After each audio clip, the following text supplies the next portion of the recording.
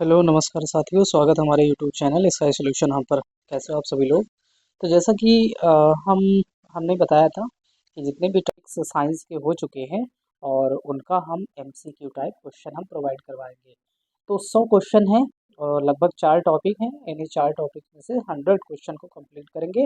और ऐसे क्वेश्चन जो प्रीवियस ईयर क्वेश्चन हैं, जो पिछले कई एग्जामों में आ चुके हैं, है ना, कितनी भी बार आए हैं ये यही क्वेश्चन। तो उन्हीं को हम कंटिन्यू करते हैं एक एक। तो पहला क्वेश्चन है, जैसा कि आप यहाँ भी देख भी रहे हैं, यूपी बीसीएस एसएससी में पूछे जाने वाले, है ना। ये प्रश्न है, पहला क्वेश्चन आप देखिए। तो ये क्या है, मानव शरीर में पाचन का अधिकांश भाग किस अंग में संपन्न होता है। तो मानव शरीर में पाचन का अधिकांश भाग, तो पाचन का अधिकांश भाग किस शरीर में संपन्न होता है, तो वो छोटी आंत में होता है ना, वो छोटी आंत में होता है। दूसरे क्वेश्चन की बात करें, लार यानी सलाइवा निम्नलिखित में से किसके पाचन में सहायता करती है। तो हमने इसको बताया था, पढ़ाते वक्त इसको बताया था कि ये स्टार्च का पाचन करती है ना। जो लार है, जो सलाइवा है, हमारे मुख गुहिका का जो भाग है, तो ये यहीं पर आंशिक पाचन होता है। यानी जो जो स्टार्च है, ये मल्टोज में कन्वर्ट करता है ना। तो पहला ऑप्शन यानी A option is the correct option. बाकी प्रोटीन, वसा और विटामिन, ये लार में इनका पाचन नहीं होता है ना। आगे बात करेंगे, दूध को पचाने वाला कौन सा एंजाइम है। तो दूध को पचाने वाला कौन सा एंजाइम है, रेनिन एंजाइम है ना। तो रेनिन एंजाइम दूध को पचाने वाला एंजाइम है, ठीक है। आगे बात करेंगे, पेप्सिन, ट्रिप्सिन, एरेप्सिन, तो ये नहीं है निम्नलिखित। अब ये करेंगे क्वेश्चन नंबर 4। मानव शरीर में पित्त का निर्माण किस अंग में होता है। तो किस में होता है, या ये होता है लीवर में होता है। और पित्ताशय क्या होता है, गॉल ब्लैडर हो, जहाँ पर पित्त का स्टोर होता है ना। बाकी ये अमाशय और ये अग्नाशय, ये ऑप्शन नहीं होंगे। तो A option is the correct answer. आगे क्वेश्चन करेंगे, कड़वाहट, देखो कड़वाहट, नमकीन और जो मीठापन है ना, तो वो कौन सा, जीभ का कौन सा भाग वो उसके लिए संवेदनशील है। तो ये कड़वाहट के लिए कौन सा है, ये कड़वाहट के लिए सबसे पिछला भाग होता है। और मीठेपन के लिए आगे वाला भाग होता है ना। और जो नमकीन के लिए होता है वो किनारे वाला भाग होता है ना, आगे के किनारे वाला। और जो पीछे का होता है वो स्टैंजी यानी जो खट्टे वाले होते हैं ना, उनके लिए जिम्मेदार होते हैं। आगे बात करेंगे क्वेश्चन नंबर 6 की, मानव पाचन तंत्र में पेप्सिन, अब देखो पेप्सिन है ना, पेप्सिन एंजाइम किस माध्यम में क्रियाशील होती है। तो क्षारीय, अम्लीय, उदासीन, या इनमें से कोई नहीं, है ना। तो ये क्या हो जाएगा, ये अम्लीय होगा, है ना। मानव पाचन तंत्र में पेप्सिन एंजाइम कैसा होता है, ये अम्लीय होता है ना, अम्लीय, ठीक। बाकी बात करेंगे क्वेश्चन नंबर 7, कौन सा एंजाइम ग्लूकोज को एथेनॉल में परिवर्तित करने को प्रेरित करता है। अब यहाँ देखिए कौन सा एंजाइम ग्लूकोज को एथेनॉल में कन्वर्ट करता है। तो ये क्या हो जाएगा, ये जाइमेज हो जाएगा, है ना, जाइमेज। और इनवर्टेड मल्टोज डाइस्टोर, ये गलत ऑप्शन है। आगे बात करेंगे, आहार नाल, आहार नाल में स्टार्च के पाचन में अंतिम उत्पाद क्या है। तो आहार नाल में स्टार का पाचन, तो आप इसको ऐसे समझिएगा, है ना। मान लो हम कार्बोहाइड्रेट लेते हैं, अब कार्बोहाइड्रेट कोई ऐसे समझिएगा कि हम रोटी खा रहे हैं या चावल खा रहे हैं, तो चावल में क्या है, कार्बोहाइड्रेट है ना। अब ये क्या है, स्टार्च पाया जाता है। तो स्टार्च किस में टूटेगा, मल्टोज में टूटेगा, है ना। और मल्टोज किस में टूटेगा, तो ये ग्लूकोज में टूटेगा, है ना।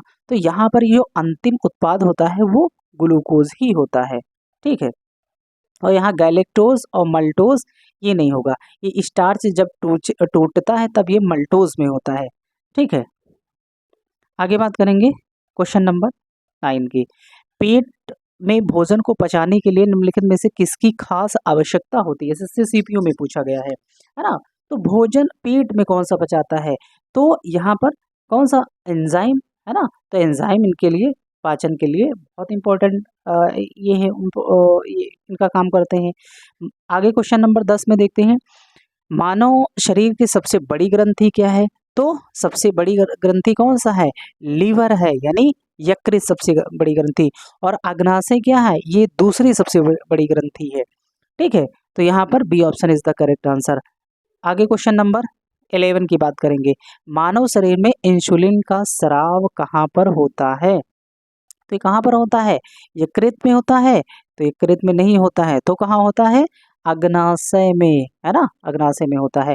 ये जितने भी क्वेश्चन हैं ये हम वीडियो में ऑलरेडी वो पढ़ा चुके हैं, तो अगर आपने अभी तक नहीं देखा तो प्लीज़ वीडियो को एकदम विद एक्सप्लेनेशन आप देख लीजिएगा, है ना। और इसी बेस से हमने पढ़ाया भी है, आप वहाँ और आपको डिटेल में जानकारी मिलेगी कि कैसे क्या होते हैं, कैसे क्वेश्चन बनते हैं और कौन कौन से क्वेश्चन आ सकते हैं, तो आप यहीं पर देख लो। क्वेश्चन नंबर 11 में, है ना, अमाशय में कौन सा अम्ल स्रावित होता है? तो अमाशय में कौन सा अम्ल स्रावित होता है, यानी स्टमक। तो यहाँ पर क्या है, जो हमारा गैस्ट्रिक जूस है, ये गैस्ट्रिक ग्लैंड है ना, वही तो काम करता है। जो ऑक्जेंटिक सेल होती है, तो ऑक्जेंटिक सेल यानी हाइड्रोक्लोरिक अम्ल HCl का फॉर्मेशन, यानी ये इसका इस अम्ल का निर्माण करता है। तो C option is the correct answer हो जाएगा, है ना। आगे बात करेंगे क्वेश्चन नंबर 13, वसा का पायशीकरण। अब वसा का एमल्सिफिकेशन किसके द्वारा होता है? पित्तरस, जठर रस, अग्नाशयी रस या लारस। तो यहाँ हमने कई बार बोला था कि फैट को और किसी में भी तोड़, किसी भी अंग में ये नहीं टूटता है। ये यहाँ पर ये जो ये होता है, बाइल जूस होता है, तो उसी बाइल जूस में इसका पायशीकरण होता है ना, वो यही करता है इसको, और ये लीवर तोड़ता है इसको। तो हम ऐसे आसान से समझेंगे, लीवर तोड़ता है ना। और पायशीकरण की बात करें तो ये पित्तरस के द्वारा इसका किया जाता है। यहीं पर मानव 14, क्वेश्चन नंबर 14, मानव शरीर के किस अंग में उंगली जैसी संरचना पाई जाती है जिसे विलाई कहा जाता है? तो बड़ी आंत, छोटी आंत, पेट या ग्रसनी। तो यहाँ पर क्या होती है? छोटी आंत, है ना, ये उंगली नुमा जैसी एक संरचना पाई जाती है, सही है, तो छोटी आंत में होती है। किसमें? SSCCL में। ट्रिप्सिन एंजाइम का मुख्य कार्य क्या है? अब देखो ये ट्रिप्सिन, है ना, तो इनका काम क्या होता है? कार्बोहाइड्रेट का पाचन, गलत हो जाएगा, है ना, कार्बोहाइड्रेट का पाचन। वसा का पाचन, गलत हो जाएगा। प्रोटीन का पाचन, बिल्कुल सही है। तो C option is the correct option, nucleic नहीं होगा। क्वेश्चन नंबर 16 की बात करेंगे, ग्रास नली के भोजन, ग्रास नली से भोजन आमाशय तक किस गति द्वारा पहुंचता है ना। तो ये क्वेश्चन, ये किस किस गति द्वारा पहुंचता है? परासरण, क्रमाकुंचन या विसरण। ये किसको, हमने कई बार इसको बताया था बहुत डिटेल में। ग्रास ने जो ईसोफेगस होता है, तो भोजन, ये जो बोलस होता है, तो बोलस किस प्रक्रिया में पहुंचता है? वो क्रमाकुंचन गति से नीचे आता है हमारे स्टमक में, है ना। तो यहाँ पर क्या हो जाएगा? B option is the correct answer हो जाएगा। आप इसको दोबारा देख लीजिएगा, ये जो डाइजेस्टिव सिस्टम वाला पार्ट है। आगे बात करेंगे, लार में कौन सा एंजाइम पाया जाता है? तो लार में कौन सा एंजाइम पाया जाता है? तो दो यानी एक होता है टाइलिन, है ना, क्या होता है? टाइलिन, और उसी को अमाइलेज बोलते हैं। ठीक है, तो टाइलिन और अमाइलेज, ठीक है, तो यानी A option is the correct answer हो जाएगा। और एक और होता है जो ये कुत्ते में पाया जाता है, जिसको हम क्या बोलते हैं? लाइसोजाइम, है ना, लाइसोजाइम। ठीक है, तो जो बैक्टीरिया को भक्षण, यानी फाइगोसाइटिक नेचर के होते हैं, बैक्टीरिया को भक्षण करते हैं। चलो आगे बात करेंगे, क्वेश्चन नंबर 18, मानव शरीर में अपेंडिक्स किस संरचना से जुड़ा होता है? तो बड़ी आंत, छोटी आंत, पित्ताशय और अमाशय। तो किससे जुड़ा होता है? हमने इसके बारे में बात की थी कि जो अपेंडिक्स होता है वो विकसित नहीं होता है, और ये हमारे बड़ी आंत से जुड़ा होता है ना। ये किससे होता है? बड़ी आंत से जुड़ा होता है ना। क्वेश्चन नंबर 19 की बात करेंगे, जठर ग्रंथियां, गैस्ट्रिक ग्लैंड शरीर के किस अंग में स्थित होती हैं? तो गैस्ट्रिक ग्लैंड कहाँ पर होती हैं, है ना, गैस्ट्रिक ग्लैंड शरीर के किस अंग में? या ये यकृत, अग्नाशय, अमाशय, आंत। तो यहाँ पर ऑप्शन क्या हो जाएगा? ऑप्शन यानी C option is the correct answer. ठीक, C option is the correct answer. Clear है? चलो आगे बात करेंगे, पचे हुए भोजन का अवशोषण मुख्य रूप से कहाँ पर किया जाता है? जो पचे हुए भोजन का अवशोषण करता है वो कौन करता है? भाई हमारी छोटी आंत करती है ना? इसमें आप छोटी आंत करती है, तो C option is the correct answer. आगे बात हम करेंगे, मानव दांतों का कौन सा भाग सबसे कठोर होता है? इसके बारे में भी क्या, डेंटाइन, एनेमल, मज्जा या सीमेंटम? तो ये क्या होता है, आउटर जो होता है वो एनेमल होता है जो सबसे कठोर होता है ना? इसमें ये बस ये दिखा रहे हैं कि देखो एक बार कंटेंट देख लो कि कैसे हमने बताया है, ठीक है, वीडियो में आप उसको एक बार जरूर देखिएगा। अगर क्वेश्चन नहीं होगा तो बताइएगा, है ना? तो ये सारे के सारे क्वेश्चन का डिस्कस वहाँ किए हैं। पित्त पित्त रस का भंडारण कहाँ होता है? तो बाइल जूस जो वो सिक्रेट कौन करता है? वो हमारा यकृत करता है, लेकिन इसका भंडारण कौन करता है? तो वो गॉल ब्लैडर यानी पित्ताशय, है ना, पित्ताशय। तो C option is the correct answer. आगे क्वेश्चन करेंगे, क्वेश्चन नंबर 23, है ना? कौन सी ग्रंथि अंतःस्रावी और वायस्रावी ग्रंथि है ना? हमने बात की थी अंतःस्रावी और वायस्रावी ग्रंथि किसे कहते हैं, ये कौन सी होती है? तो ये यही एक ही है हमारे ग्रंथि जिसको हम अग्नाशय बोलते हैं, है ना? दूसरी सबसे बड़ी ग्रंथि है और यही अंतःस्रावी और वायस्रावी ग्रंथि होती है, ठीक है। आगे बात करेंगे, क्वेश्चन नंबर 24, मानव शरीर में प्रोटीन का पाचन कहाँ से प्रारंभ होता है? तो प्रोटीन का पाचन कहाँ से प्रारंभ होता है? तो वो आमाशय से, है ना? इसके बारे में भी बात की थी, कार्बोहाइड्रेट कहाँ पाचन होता है, प्रोटीन का पाचन कहाँ होता है ना, फैट का पाचन कहाँ होता है? तो ये किसमें होता है? ये आमाशय से, ठीक है। C option is the correct answer. Question number 25, यकृत में कार्बोहाइड्रेट किस रूप में संचित होता है? तो यकृत में जो कार्बोहाइड्रेट होता है किस रूप में मतलब संचित होता है? तो ग्लाइकोजन यानी ग्लूकोज, सुक्रोज, स्टार्च, ये इसमें नहीं, तो ये क्या होता है? ग्लाइकोजन, है ना? और इसी की जो प्रक्रिया प्रोसेस होता है इसी को हम क्या बोलते हैं? ग्लाइकोजेनेसिस, ठीक है। इसके बारे में भी हमने बातचीत, मतलब ये एक भी क्वेश्चन यहाँ से आप ऐसा नहीं है कि जो हम वहाँ पर अपनी वीडियो में डिस्कस नहीं किए हैं। तो आप अगर डिटेल में ये चीज़ें पाना चाहते हैं, पढ़ना चाहते हैं, तो आप एक बार प्लीज़ विजिट जरूर करिएगा, वीडियो जरूर देखिएगा, है ना? अब आते हैं कौन सा, परिसंचरण तंत्र, सेक्शन नंबर 2। अब इस एक वयस्क स्वस्थ मनुष्य में रक्त का औसत आयतन कितना होता है? तो आप अगर पढ़े होंगे कहीं से भी, 10th से भी ठीक से पढ़े होंगे तो आपको पता चल जाएगा, ये 5 से 6 लीटर पाया जाता है ना? और दूसरा है क्वेश्चन नंबर 17, जो रक्त का पीएच वैल्यू है, कितनी बार हमने बताया था? 7.4। अब 7.4 है तो ये क्या है? अम्लीय है, क्षारीय है या उदासीन है? तो ये क्या है? हल्का क्षारीय है ना? हल्का क्षारीय है। आगे क्वेश्चन नंबर 28, यानी मानव शरीर का रक्त बैंक यानी ब्लड बैंक किसे कहा जाता है? स्प्लीन, यकृत, हृदय, वृक्क, है ना? किसको कहा जाता है? तो ये यानी स्प्लीन यानी तिल्ली या प्लीहा को कहा जाता है, ब्लड बैंक ऑफ ह्यूमन, ठीक है।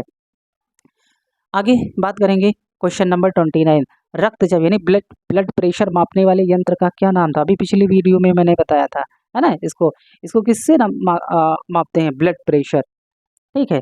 जो अब ये क्या होता है? स्फिग्मोमैनोमीटर, ठीक है, यानी क्या हो जाएगा? B option, BP. ये क्या है? बीपी, ठीक है। आगे बात करेंगे, चलो। सर्वदाता, है ना? यानी सर्वदाता रक्त समूह कौन है? तो सर्वदाता कौन है? तो यहाँ पर देखो ए बी, ए बी, तो ये क्या होता है? ए बी तो सर्वग्राही है और ओ हमारा क्या है? सर्वदाता, यानी सबको दे सकता है, लेकिन कौन कौन? ये निगेटिव, कौन सा? निगेटिव भी होना चाहिए, ठीक है। आगे बात करेंगे, अब यह इसमें सर्वग्राही, तो सर्वग्राही कौन हो जाएगा? ये हमारा हो जाएगा बी ऑप्शन यानी ए बी, ठीक है। लाल रक्त कणिकाओं में आरबीसी का औसतन जीवन काल कितना होता है? इसके बारे में भी डिस्कस किए थे, 120 दिन होता है। आप आरबीसी एक बार पढ़िए, ठीक है। दूसरी अगली बात करेंगे, श्वेत रक्त कणिकाएं यानी डब्ल्यूबीसी का मुख्य कार्य क्या है? तो मुख्य कार्य इसका क्या होता है? यानी जो हमारी इम्यूनिटी उसको बढ़ाता है और ये प्रोटेक्टिंग का काम करता है, जो बाहरी आघात होते हैं इनसे रक्षा करता है। तो यानी C option is the correct answer. ये क्या होगा, रोगों से रक्षा करता है। तो C option is the correct answer. आगे बात करेंगे, हृदय के किस कोश में शुद्ध रक्त पूरे शरीर में भेजा जाता है ना। हृदय के किस कोष्ठक में रक्त को पूरे शरीर में भेजा जाता है। तो अब ये देखिए, जैसे कि वहां आता है, यानी लंग्स से आता है, तो लंग्स से कौन लाता है, पल्मोनरी वेन। अब पल्मोनरी वेन लाकर कहाँ डालेगी, यानी लेफ्ट वेंट्रिकल, यानी जो बायां निलय होता है, तो वहां से, है ना। तो बायां, हम ये कहेंगे बायां निलय। क्वेश्चन नंबर क्या है, 35 ये बायां निलय, यानी B option is the correct answer. अब फिर ये क्या होगा, ये ऑरोटिक से होते हुए ये हमारे शरीर के सभी अंगों में जाएगा। आगे बात करेंगे पेसमेकर। पेसमेकर की अभी पिछली वीडियो में बात की थी। पेसमेकर का संबंध किस अंग से, शरीर के किस अंग से है, तो किससे है, हमारे हार्ट से है ना, हृदय से है। और ये क्या काम करता है, ये यानी हार्ट बीट प्रोड्यूस करता है। आगे बात करेंगे, कौन सी धमनी अशुद्ध यानी डीऑक्सीजनेटेड रक्त ले जाती है। तो डीऑक्सीजनेटेड रक्त कौन ले जाती है, कैरोटिड धमनी, फुफ्फुसीय धमनी, कोरोनरी या महाधमनी। तो कौन ले जाती है, पल्मोनरी आर्टरी। कंफ्यूज मत होना, आर्टरी प्योर ब्लड को फ्लो करता, प्योर ब्लड बहता है उसमें, लेकिन यहाँ पल्मोनरी की बात है, तो क्या हो जाएगा, ये फुफ्फुसीय धमनी, है ना। B option is the correct answer. यहाँ पर अशुद्ध रक्त बहता है। अशुद्ध रक्त ये हृदय से ये लंग्स पर ले जाने का काम करती है ना। ये आगे बात करेंगे, हीमोग्लोबिन में कौन सी धातु मौजूद है। अब हीमो क्या, तांबा, जस्ता, लोहा, आयरन, तो क्या हो जाएगा, ये लोहा हो जाएगा, है ना। इसमें कोई ऐसा रॉकेट साइंस नहीं है, और इसका हमने एक्सप्लेनेशन वीडियो में ऑलरेडी दे रखा है, तो आप वहीं से इसको देख लीजिएगा। बाकी हम ऐसे ही ऑप्शन पर टिक करते हुए चलते हैं, ठीक है। रक्त प्लाज्मा में जल का प्रतिशत लगभग कितना होता है ना। तो ये कितना होता है, 90% होता है कि 70% कि 80 कि 60। तो हमने बताया था कि ये लगभग 90% होता है ना। 7 से 8% प्रोटीन होता है और 1-2% ग्लूकोज होता है, ठीक है। तो ये 90% हो गया। आगे बात हम करेंगे, लाल रक्त यानी आरबीसी का निर्माण वयस्क मानव में कहाँ होता है। तो वयस्क मानव में कहाँ होता है, यानी रेड बोन मैरो, ठीक है। अगर हम यहाँ बात करें भ्रूण, यानी जो एम्ब्रियो होता है, वहां पर कहाँ किस में होता है, तो माँ भाई उसको देती है। और धीरे धीरे जैसे ही उसका लीवर तैयार होता है, तब लीवर से इनकी ब्लड फॉर्मेशन होता है। और उसके बाद में जैसे इनकी बोन्स तैयार होती हैं, तो वो बोन्स में बनना स्टार्ट हो जाते हैं, ठीक है। आगे बात हम करेंगे फाइब्रिनोजेन, है ना। फाइब्रिनोजेन है, प्रोथ्रोम्बिन है, ये नामक प्रोटीन जो थक्का जमने में मदद करता है। तो ये कहाँ बनता है, ये यकृत, गुर्दा, प्लीहा, यानी या फिर अस्थि मज्जा में। तो ये कहाँ पर बनता है, ये भैया हमारा बनता है यकृत में, है ना। ध्यान से समझना, प्रोटीन है जो थक्का जमने में मदद करता है, कहाँ बनता है, यकृत में, ठीक है। आगे बात करेंगे, मानव हृदय में कुल कितने कोष्ठ होते हैं। तो आपको भी पता है, सबको पता है, यहाँ पर अगर पढ़े होंगे तो 4 होते हैं, नहीं पता है तो वीडियो जरूर देख लीजिएगा। आगे बात करेंगे क्वेश्चन नंबर 25, वयस्क मनुष्य का सिस्टोलिक और डायस्टोलिक रक्तचाप कितना होता है। और सिस्टोलिक और डायस्टोलिक अभी पिछले ही वीडियो में हमने बात की है, जिसको हम बीपी हाई और बीपी लो की बात करते हैं। तो यहाँ पर मैक्सिमम कितना होता है, तो यानी सिस्टोलिक और डायस्टोलिक, तो सिस्टोलिक कितना होता है 120 और डायस्टोलिक क्या होता है 80। तो यानी 120/80, है ना, मिलीमीटर हीमोग्लोबिन, ठीक, 12। चलो आगे बात हम करेंगे 42, ठीक है, यानी B option is the correct answer. रक्त समूह, क्वेश्चन नंबर 43, रक्त समूह की खोज किसने की। अब रक्त समूह और रक्त परिसंचरण की खोज किसने की। तो भैया आप देखना है, रक्त समूह की बात करें तो कार्ल लैंडस्टीनर। और अगर यहाँ पर बात करें हम, अरे यार नहीं यार, चलो ऐसे करो, है ना, ठीक है, कार्ल लैंडस्टीनर। और इन्होंने जब आरएस फैक्टर था, जब 1940 की बात थी, तो वीनर साहब इनके साथ मिले हुए थे, है ना, उन्होंने इसके बारे में जानकारी दी। और इससे पहले जो रक्त परिसंचरण है वो विलियम हार्वे साहब ने इसके बारे में जानकारी दी। ठीक है, तो यहाँ विलियम हार्वे नहीं होगा, ध्यान से समझिएगा। चलो आगे क्वेश्चन करते हैं। परिसंचरण तंत्र की खोज का श्रेय किसे दिया? अब यहाँ पर हो जाएंगे विलियम हार्वे। रॉबर्ट हुक साहब किसके बारे में बात किए थे? ये मतलब जो कोशिकाएं होती हैं, है ना, हाँ, जो उन्होंने कोशिका सिद्धांत दिया था। आगे बात करेंगे क्वेश्चन नंबर 45। रक्त प्लेटलेट्स का मुख्य कार्य क्या होता है? तो प्लेटलेट्स का मुख्य कार्य क्या होता है? ये ऑक्सीजन का संवहन करते हैं, नहीं, रक्त का थक्का जमाते हैं। ठीक है, रक्त प्लेटलेट्स। आगे बात करेंगे क्वेश्चन नंबर 46। आरएच फैक्टर का नाम किस जीव के नाम पर पड़ा? तो आरएच जो रीसस है ना, प्रजाति का जो बंदर था उसके नाम पर, तो यहाँ पर रीसस मंकी। ठीक है, रीसस मंकी। आगे बात करेंगे 47। ऊंचाइयों पर जाने, ये देखो इसको भी मैंने मेंशन किया था। ऊंचाइयों पर जाने पर मानव शरीर में आरबीसी की संख्या पर क्या प्रभाव पड़ता है? तो घटती है, बढ़ती है, समान रहती है, या फिर आकार छोटा हो जाता है? तो भैया ये क्या होती है? ये बढ़ती है और चेहरा लाल हो जाता है ना। आगे बात करेंगे थ्रोम्बिन का संबंध किस शारीरिक प्रक्रिया से है? तो ये भैया किससे है? आपको पता है, रक्त का थक्का जमाने से है ना, रक्त का थक्का जमाने से है। आगे बात करेंगे 49 में। कौन सी शिरा फेफड़ों से हृदय तक शुद्ध रक्त रहे, यानी फेफड़े से हृदय तक, तो कौन होगा? पल्मोनरी वेन, है ना, जिसको फुफ्फुसीय। तो हिंदी इंग्लिश देखो, ये देखो इंग्लिश यहाँ पर मेंशन कर दिया है ना, तो हिंदी और बाइलिंगुअल जरूर पढ़िएगा, क्योंकि ये अब देवनागरी लिपि में लिखते हैं लेकिन देते हैं ये इंग्लिश में ही। ठीक है, आगे बात करेंगे क्वेश्चन नंबर 50 पर आ गए।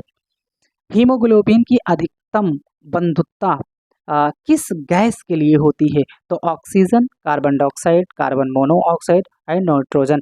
अब बंधुता का मतलब ये समझिए कि कौन सी गैस सबसे ज्यादा घुलनशील है, मोस्ट सोल्यूबल है? तो भैया कार्बन मोनोऑक्साइड है, ये बहुत जल्दी घुलती है, तो इसी वजह से C option is the correct answer हो जाएगा, है ना, C option is the correct answer हो जाएगा। ठीक, आगे बात करेंगे क्वेश्चन नंबर, अब आते हैं श्वसन तंत्र। मानव शरीर में गैसों का विनिमय कहाँ होता है? तो गैसों का विनिमय कौन करता है? ये हमारी एल्वेओली, है ना, एल्वेओली जो जानते हैं ना, जो सबसे छोटे गुब्बारे नुमा जो संरचना होती है, तो वो गैसों का आदान प्रदान करती है, एल्वेओली। ठीक है, तो B option is the correct answer. श्वसन किस प्रकार की प्रक्रिया, क्वेश्चन नंबर 52 की बात करें, श्वसन किस प्रकार की प्रक्रिया मानी जाती है? उपापचयी, अपचयी, भौतिक। तो श्वसन की प्रक्रिया यानी पूरी तरीके से ये कंप्लीट होकर के क्या काम करेगी? ये ऊर्जा देने का काम करेगी, है ना, ऊर्जा देने में सहायता करेगी। तो एनाबोलिक नहीं है, एनाबोलिक नहीं है, ये कैटाबोलिक या एक्सोथर्मिक है, इसको अपचयी प्रक्रिया कहते हैं। ठीक है, आगे बात करेंगे क्वेश्चन नंबर 53। कोशिकीय श्वसन का मुख्य केंद्र कौन सा है? अब ये तो कोशिका का आ गया, हालांकि हमने बताया नहीं, लेकिन यहाँ पर हम इसको सॉल्व करते हुए चलेंगे, जब इसके बारे में बात करेंगे तो और डिटेल में बताएंगे। तो ये क्या होगा, यानी ये माइटोकॉन्ड्रिया, है ना, कोशिकीय श्वसन क्या होगा? माइटोकॉन्ड्रिया। आगे बात करेंगे अनॉक्सी श्वसन, हाँ इसके बारे में बात की थी भाई। अंतिम उत्पाद इनका क्या होता है ना, तो क्या होता है? ये लैक्टिक अम्ल होता है ना, क्या होता है? ये लैक्टिक अम्ल होता है। ठीक, जो पैरों में जो थकावट आ जाती है, तो इन्हीं लैक्टिक अम्ल के जमाव के कारण, है ना, इनके जमाव के कारण थकावट उत्पन्न हो जाती है। ठीक है, आगे बात हम करेंगे कौन सा ये हो गया अनॉक्सी, है ना, हाँ ठीक है। 55 पर एटीपी का पूर्ण रूप क्या है? पूर्ण रूप क्या है या पूर्ण नेम स्टैंड फॉर एटीपी? तो एडिनो ट्राईफॉस्फेट, एडिनो, ठीक है, ट्राईफॉस्फेट। तो कौन सा? एडेनो ट्राईफॉस्फेट, पहला ऑप्शन सही हो जाएगा, है ना, एडेनो सिन ट्राईफॉस्फेट, एडेनोसिन ट्राईफॉस्फेट। ठीक, क्वेश्चन नंबर, चलो अब क्वेश्चन नंबर बात करते हैं 56, है ना, क्वेश्चन नंबर 56 की बात करते हैं। मस्तिष्क का कौन सा भाग श्वसन दर को नियंत्रित करता है ना? तो अब इसमें से कौन सा भाग इनको श्वसन दर को नियंत्रित करता है? सेरेब्रम, सेरेबेलम या मेडुला ऑब्लिंगेटा, है ना? तो ये क्या होगा, मेड्यूला ऑब्लिंगेटा। ठीक है, तो C option is the correct answer. चलो आगे बात करते हैं, फटाफट क्वेश्चन करते रहें। Question number 56। अब 57 पर बात करेंगे। अत्यधिक व्यायाम व्यायाम के बाद मांसपेशियों में ऐंठन किस कारण से होती है, कि या किस कारण होती है? तो इसमें क्या होता है भाई, लैक्टिक एसिड का जमाव हो जाता है ना। अभी इसके बारे में बातचीत किए हैं, लैक्टिक एसिड का जमाव। ठीक है, आगे बात करेंगे 58। श्वसन के दौरान ली गई हवा में ऑक्सीजन का लगभग कितना प्रतिशत होता है? तो सीधे डायरेक्ट हम लेते हैं कितना, 21%, और निकालते कितना है, वो निकालते हैं 16%, और 4% क्या होता है यहाँ पर कंज्यूम हो जाता है ना। 4% क्या होता है, तो यानी B option is the correct answer. चलो, उच्छ्वास यानी एक्सहेलेशन के दौरान छोड़ी गई हवा में कार्बन डाइऑक्साइड का प्रतिशत कितना होता है? तो कितना प्रतिशत होता है, 0.04%, 4%, 16% या 41% होता है। इसके बारे में बहुत डिटेल में बात किए थे, क्योंकि हवा के साथ हम लेते हैं 0.03%, लेकिन ये निकालता कितना है कार्बन डाइऑक्साइड, ये 4%। क्यों 4%? क्योंकि ये कार्बन डाइऑक्साइड हमारी बॉडी इसको ये प्रोड्यूस करती है ना, जो एल्वेओलियस होती है तो वो प्रोड्यूस करती हैं, और ये 4%। तो यहाँ पर आप इसको बहुत ध्यान से, ये सतर्कता से करना है। आप ए ऑप्शन मत लगा दीजिएगा, इसके बारे में भी मैंने बहुत डिटेल से समझाया था, क्योंकि यहाँ पर आप क्वेश्चन गलत कर सकते हैं, है ना। चलो क्वेश्चन नंबर 60 की बात करें। भोजन को श्वास नली में जाने से कौन सी संरचना रोकती है? तो अब भोजन कौन सी संरचना रोकती है? तो हमने बताया था एक एपिग्लोटस का ढक्कन होता है ना। तो जब भोजन वो भोजन नली में जो प्रवाहित होता है, तो बीच का जो जंक्शन होता है, तो वहीं पर क्या होता है, एपिग्लोटस का ढक्कन वो बंद हो जाता है, जिससे कि वो श्वास नलिका में प्रवाहित ना हो, और वो अपनी भोजन नलिका में यानी फूड पाइप में चला जाए आराम से। तो इसमें क्या होगा, एपिग्लोटस, है ना, एपिग्लोटस। ठीक है, इसको ये करे यार, B option is the correct answer. चलो आगे बात करते हैं, क्वेश्चन नंबर 61, है ना। हाँ 61। फेफड़ों को ढकने वाली झिल्ली को क्या करें? हमने बताया प्लूरा मेम्ब्रेन, है ना। प्लूरा मेम्ब्रेन क्या है, फेफड़े को, यानी ये B option is the correct. अरे यार ऐसे नहीं, B option is the correct answer. फिर है 62, एम्फिया, है ना। एम्फाइमा बीमारी शरीर के किस अंग को प्रभावित करता है? तो ये किसको प्रभावित कर, ये फेफड़े को प्रभावित करता है ना, फेफड़े को प्रभावित करता है। आगे बात करेंगे, यूपीपीसीएस पीरी में आया हुआ है, आप देख लीजिए क्वेश्चन, है ना, ये ऐसे वैसे नहीं बताए हैं, तो आप उसी हिसाब से आप यहाँ क्वेश्चन को देखिए, फिर उसके बाद वीडियो देखिए, तो आपको खुद समझ में आएगा कि हाँ कंटेंट हम कैसा दे रहे हैं। ठीक है, कोशिकीय ईंधन, अब जो सेलुलर फ्यूल है वो उसको किसे कहा जाता है? वसा, प्रोटीन, ग्लूकोज, फ्रक्टोज। अब आप यहाँ से ध्यान से समझिएगा, गलती हो सकती है। क्यों? क्योंकि जब तक चाहे वो प्रोटीन हो, चाहे वो फैट हो, और चाहे वो कार्बोहाइड्रेट है, जब तक उसका अंतिम उत्पाद नहीं बनेगा तब तक वो ऊर्जा दे ही नहीं सकता। जैसे कार्बोहाइड्रेट है तो ये क्या, ग्लूकोज बनेगा, प्रोटीन है तो अमीनो एसिड, और फैट है तो ये फैटी एसिड या ट्राइग्लिसराइड। ठीक है, तो यहाँ पर क्या हो जाए, कोशिकीय ईंधन, तो हमारा हो जाएगा ग्लूकोज, है ना। C option is the correct answer. आगे बात करेंगे ग्लाइकोलाइसिस, है ना। ग्लाइकोलाइसिस की प्रक्रिया, ठीक है, कोशिका के किस भाग में होती है? ठीक है, तो ग्लाइकोलाइसिस की प्रक्रिया कोशिका के किस भाग में होती है? माइटोकॉन्ड्रिया, कोशिका द्रव, केंद्रक या हरित लवक। तो ये किस में होता है ना। तो ये होता है माइटोकॉन्ड्रिया, कोशिका द्रव, केंद्रक और हरित लवक। ठीक है, तो ये कोशिका द्रव यानी साइटोप्लाज्म में होता है। ठीक है, तो यहाँ पर B option is the correct answer. ठीक, आगे बात करेंगे, क्रेब्स चक्र, क्रेब्स चक्र किस की क्रिया कहाँ संपन्न होती है ना। तो क्रेब्स चक्र की क्रिया कहाँ संपन्न होती है? तो ये ऑप्शन में है कोशिका द्रव है, राइबोसोम है, माइटोकॉन्ड्रिया है, और मैट्रिक्स है, लाइसोसोम है। तो ये कहाँ पर हो जाएगा, माइटोकॉन्ड्रिया मैट्रिक्स। और क्वेश्चन नंबर 66, है ना, फेफड़ों में कुल वायु धारण की क्षमता को क्या कहते हैं? तो क्या कहते हैं इसको? क्या टाइडल वॉल्यूम कहते हैं, टाइडल कैपेसिटी कहते हैं, या रेसिडियल वॉल्यूम कहते हैं, और या फिर एक्स्ट्रा वॉल्यूम कहते हैं, है ना? तो ये क्या कहते हैं इसको? Vital capacity. ठीक है, तो B option is the correct answer हो जाएगा। अच्छा, मार्क नहीं किए हैं, चलो इसको मार्क कर देते हैं। आगे बात करेंगे मानव शरीर में वॉइस बॉक्स, यानी जो हम बोलते हैं वोकल कॉर्ड, है ना, उसको क्या कहा जाता है? वो लैरिंग्स होता है, कुछ भी नहीं दे, लैरिंग्स। ठीक है, B option is the correct answer 66 का। आगे बात करते हैं कार्बन डाइऑक्साइड का अधिकांश परिवहन रक्त में किस रूप में होता है? तो वो किस रूप में होता है? आगे बात करते हैं। कहाँ गया क्वेश्चन भाई? हाँ, कार्बो एक क्वेश्चन क्या है?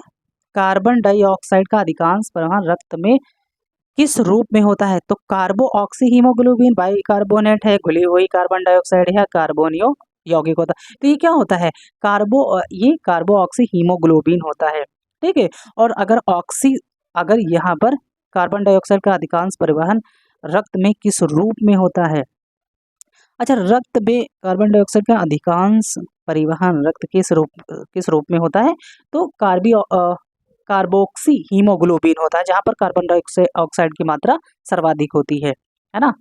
आगे बात हम करेंगे, जब रक्त में कार्बन डाइऑक्साइड की सांद्रता बढ़ती है तो श्वसन की गति पर क्या प्रभाव पड़ता है? तो बताओ, श्वसन की गति धीम होती है कि तेज होती है, कि मतलब रुक जाती है, कोई प्रभाव नहीं पड़ता है? तो भैया ये जब ऑक्सीजन नहीं मिलेगा और कार्बन डाइऑक्साइड की सांद्रता बढ़ेगी तो यहाँ पर श्वसन की गति क्या होगी? ये भी बढ़ने लगेगी। ठीक है, आगे बात करेंगे क्वेश्चन नंबर 70, हाइपोक्सिया स्थिति का अर्थ क्या है? तो हाइपोक्सिया यानी रक्त में शर्करा की कमी, ऊतकों में ऑक्सीजन की कमी, या रक्तदाब में वृद्धि, या जल की कमी। तो ये क्या होता है? ऊतकों में ऑक्सीजन की कमी। इसके बारे हाइपोक्सिया के बारे में बात किए थे, ऊतकों में ऑक्सीजन की कमी, है ना? तो क्या हो जाता है? चलो ये, अरे यार, लग जाओ टिक सही से। हाँ ठीक है, आगे बात करेंगे 71, विश्राम की अवस्था में एक सामान्य मनुष्य की श्वसन दर प्रति मिनट कितनी होती है? तो श्वसन दर पूछा है यहाँ पर, श्वसन दर, यहाँ पर हार्ट बीट यानी धड़कन नहीं पूछा है। तो एक मिनट में 12 से 16 बार होती है। अगर वहीं पर हार्ट बीट की बात करें तो वो 72 बार। ठीक है, कीटों में श्वसन किसके द्वारा होता है? तो हमने बताया था कुछ ऐसे विभिन्न जीवों में श्वसन, है ना? तो कुछ में क्या होता है? गिल्स में होते हैं, कुछ फेफड़े में होते हैं, कुछ त्वचाओं में होते हैं, कुछ स्टोमेटा में होते हैं, है ना, पोर्सिस में। तो इसमें डिफरेंट जीवों में डिफरेंट तरीके से होता है। तो मेढक, है ना, तो कीटों में पूछा है। 72 कीटों में श्वसन किसके द्वारा होता है? त्वचा, गिल्स, वातक यानी ट्रैकियल सिस्टम, है ना, ट्रैकियल सिस्टम, और फेफड़े। तो यहाँ पर क्या हो जाएगा? ये C option is the correct answer. कीटों में ट्रैकियल होते हैं, जो छिद्र होते हैं, पोर्सेस होते हैं उनके बॉडी पर। आगे बात करेंगे, मेढक त्वचा और फेफड़े दोनों से श्वसन कर सकता है। जल में ये मुख्यतः किस अंग से श्वसन करता है? तो भैया जब लैंड पर होता है तो फेफड़े से करता है, यानी स्थल में होता है, और जब जल में होता है तो ये त्वचा के माध्यम से करता है, यानी B option is the correct answer. आगे बात करेंगे, मानव मानव श्वास नली में सी यानी आकार के छल्ले किसके बने होते हैं? हमने बताया था, जो रेस्पिरेशन पढ़े होंगे, है ना, वो किसके बने होते हैं? कार्टिलेज के बने होते हैं, जिसको हम ट्रैकियल बोलते हैं, है ना? तो ये क्या हो जाएगा? यानी उपास्थि कार्टिलेज। ठीक है, आगे बात करेंगे, एक अणु ग्लूकोज के पूर्ण ऑक्सीजन से कुल कितने एटीपी बनते हैं? तो कितने एटीपी बनते हैं? वो 36 या 38। B option is the correct answer. आगे बात करेंगे पोषण और विटामिन। कोबालमिन किस विटामिन का वैज्ञानिक नाम है? साइनोकोबालमिन। अब आ गया होगा समझ में, साइनोकोबालमिन क्या होगा? विटामिन B12, है ना, विटामिन B12। तो C option is the correct answer. चलो आगे और चलते जाओ, रतौंधी किस विटामिन की कमी के कारण होता है? तो रतौंधी किसके कारण होता है? ये विटामिन ए की कमी से। और प्रोसेस क्या होता है? एक बार अगर वीडियो देखेंगे न्यूट्रिशन, जो विटामिन वाला चैप्टर, बहुत अच्छे से मैंने बताया है कि कैसे क्या रीजन होते हैं, है ना। आगे बात करेंगे, सूर्य के प्रकाश की उपस्थिति में त्वचा में किस विटामिन का संश्लेषण होता है? तो आपको पता है कहीं ना, अब भाई 6 क्लास यानी सेकेंड थर्ड से स्टार्ट हो जाता है, यानी विटामिन डी, है ना, vitamin D. D option is the correct answer. Beriberi किस विटामिन की कमी से होता है? तो बेरी बेरी किस विटामिन की कमी से होता है? विटामिन B1, है ना। तो यही से आप मान लो इसमें क्या ऑप्शन पढ़े हम, विटामिन B1। ठीक, चलो 79। आगे बात हम करेंगे 80 की। आगे बात करेंगे 80 की। निम्नलिखित में से जल में घुलनशील विटामिन कौन सी है? तो जल में घुलनशील एक होता है फैट में, तो फैट में घुलनशील विटामिन कौन सी होती है और जल में घुलनशील विटामिन कौन सी होती है ना। तो जल जल में घुलनशील विटामिन कौन सा? बी और BC होती है ना, BC तो होती है। तो यहाँ पर C option is the correct answer, और sorry B option is the correct answer. ठीक है, बी अगर होता तो बी हो जाती, और एडिक जो वसा में घुलनशील विटामिन होती है ना। क्लियर है? चलो आगे बात करेंगे, वसा में घुलनशील विटामिनों का समी कौन सा? एडिक होता है, ADEK। C option is the correct answer, इसमें कुछ नहीं करना है हमको। आगे बात करें, किस विटामिन की कमी के कारण रक्त का थक्का, है ना, रक्त का थक्का आसानी से नहीं जमता है? विटामिन A, C, E और के। तो विटामिन के, यानी इसी D option is the correct answer. रक्त का थक्का नहीं जमता है अगर इसकी कमी हो जाती है। चलो इसका कमेंट केमिकल नेम बताओ, है ना, विटामिन के का केमिकल नेम क्या है? ठीक है, एस्कॉर्बिक एसिड। अब यहाँ पर एस्कॉर्बिक एसिड किस विटामिन का समूह है? तो विटामिन A, B, C या D। तो एस्कॉर्बिक एसिड क्या है ना, और ये किनसे, इनके स्रोत कौन कौन से होते हैं? तो C option is the correct answer, और विटामिन C भी हो जाएगा। तो यही तो है, यानी विटामिन C एस्कॉर्बिक एसिड, इसमें क्या होता है? तो वीडियो पर जाओ जानने के लिए। पेलेग्रा, तो इसका केमिकल नेम क्या है? ये कौन सी विटामिन की कमी से होता है? तो पेलेग्रा, है ना। यो विटामिन B3, इसका केमिकल नेम है नियासिन। पेलेग्रा क्या होते हैं? 4D सिंड्रोम जिसको बोलते हैं, या 4D डिसीज, है ना, 4D डिसीज। तो ये क्या हो जाएगा? Vitamin B। ठीक, तो भैया ये डिटेल में अगर पता करना है, आप एक बार वीडियो ज़रूर देखिएगा। अगर ये सीरीज़ सॉल्व कर रहे हैं और यहाँ पर आपको ठीक ठाक कंटेंट आपके हिसाब से सही लग रहा है कि हाँ ऐसे क्वेश्चन पूछे जाते हैं, तो एक बार वीडियो ज़रूर विजिट करिए, फिर आप देखिएगा कि एक एक क्वेश्चन अगर नहीं बनेगा तो बताइएगा उसमें से, जो यहाँ पर PDF में दिया गया है, या आने वाले जो एग्ज़ाम्स हैं। मैरास्मस और क्वासिरकोर बीमारियां किसकी कमी से होती हैं? तो मैरास्मस और क्वासिरकोर ये क्या होते हैं? अब इसमें जो बच्चे होते हैं वो क्या होते हैं, उनकी पेट निकले होते हैं, और हेड बड़ा सा होता है, और आंखें धसी होती हैं, एकदम अजीब सी उनकी बनावट होती है। तो बच्चों में होता प्रोटीन की कमी से होता है ना। जहाँ पर मल न्यूट्रिशन की कमी होती है, वहाँ पर मतलब मल न्यूट्रिशन जहाँ पर बहुत ज़्यादा होता है, कुपोषण होता है, तो वहीं पर होता है ये प्रोटीन की कमी से होने वाला रोग है। ठीक है, आगे बात करेंगे बच्चों में रिकेट्स। तो रिकेट्स और ऑस्टियोमेलेसिया, और एक होता है ऑस्टियोपोरोसिस, है ना, किसकी कमी से होता है? तो विटामिन डी की कमी से होता है, विटामिन डी। चलो आगे बात करेंगे, मानव शरीर को तुरंत ऊर्जा प्रदान करने वाला पोषक तत्व, तो क्या हो? इंस्टेंट एनर्जी, कई बार हमने बताया था, है ना, ग्लूकोज, ग्लूकोज खाओ तुरंत एनर्जी लो। घाव भरने में कौन सा? Wound healing vitamin, also known as vitamin C, है ना, विटामिन C। चलो क्वेश्चन नंबर, टोकोफेरॉल, टोकोफेरॉल किस विटामिन का रासायनिक नाम है? D, E, K और A। तो ये किसका? टोकोफेरॉल विटामिन E की कमी से होने वाला रोग है ना, विटामिन E की कमी से होने वाला, सॉरी, टोकोफेरॉल विटामिन E का रासायनिक नाम है, सॉरी सॉरी सॉरी। ठीक है, चलो आगे बात करेंगे 90। क्वेश्चन नंबर 90, खट्टे फलों में सिट्रस यानी कौन सा विटामिन पाया जाता है? तो भैया क्या होता है? यानी विटामिन C पाया जाता है ना, और इनका सोर्स ही है, सोर्स कौन सा है? खट्टे फल है। चलिए आगे बात करते हैं 91, एनीमिया, रक्त अल्पता, है ना, रोग किसकी कमी से होता है? तो ये आयरन की कमी से होता है, कैल्शियम की कमी से नहीं होता है ना, आयोडीन सोडियम ये नहीं, ये जो एनीमिया होता है वो आयरन की कमी से होता है। घींगा, घींगा आयोडीन की कमी से होता है। कौन सी विटामिन गर्म करने पर आसानी से नष्ट हो जाती है, इसके बारे में भी कैसे क्वेश्चन बनते हैं उसके बारे में मैंने बात की है ना वीडियो में, तो आप जरूर विजिट करिएगा। तो vitamin C is the correct answer. चलो यहाँ पर गोल्डन राइस, कई बार मैंने उसको मेंशन किया था, अंडरलाइन किया था, 5 स्टार दिए थे कि जो गोल्डन राइस होता है, कंफ्यूज मत होना, ये विटामिन ए में पाया जाता है। किसमें? विटामिन ए में पाया जाता है ना गोल्डन राइस। तो ये यूपीपीसीएस प्री का क्वेश्चन है। आगे बात करेंगे शरीर का निर्माण खंड, जिसको देखो क्या होते हैं, एनर्जी गिविंग फूड होते हैं, बॉडी बिल्डिंग फूड होते हैं और प्रोटेक्टिंग फूड होते हैं। तो जो बॉडी बिल्डिंग फूड होते हैं वो क्या होते हैं? जो कार्बोहाइड्रेट है, कार्बोहाइड्रेट और फैट एनर्जी गिविंग है। हालांकि प्रोटीन भी एनर्जी गिविंग फूड है, लेकिन इसको हम क्या बोलते हैं? Body building food. और जो खनिज और विटामिन है इसको प्रोटेक्टिंग फूड बोलते हैं। तो यहाँ पर क्या हो जाएगा? Protein, C option is the correct answer हो जाएगा। आगे बात करेंगे 1 ग्राम वसा के ऑक्सीकरण से कितनी ऊर्जा प्राप्त होती है? तो 9 किलो कैलोरी ऊर्जा, इसके बारे में बात की थी। 9.1 से 9.5 तक ऐसे कुछ बताया था, है ना। तो 9 किलो, ये ऑप्शन के अकॉर्डिंग आपको भाई करना है, ठीक है, आड़े नहीं रहना है। अब जैसे हमने 9.1 बताया है, 9.1 से 9.5 तक, तो हाँ आड़े नहीं रहना है, यहाँ पर ऑप्शन देख करके भी लगाना है। तो B option is the correct answer.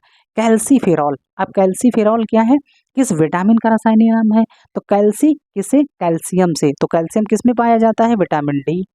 चलो आगे बढ़ते हैं। 98 न्यूक्लिक डीएनए आरएनए निर्माण के लिए कौन सा विटामिन आवश्यक है? तो ये कौन सा होता है?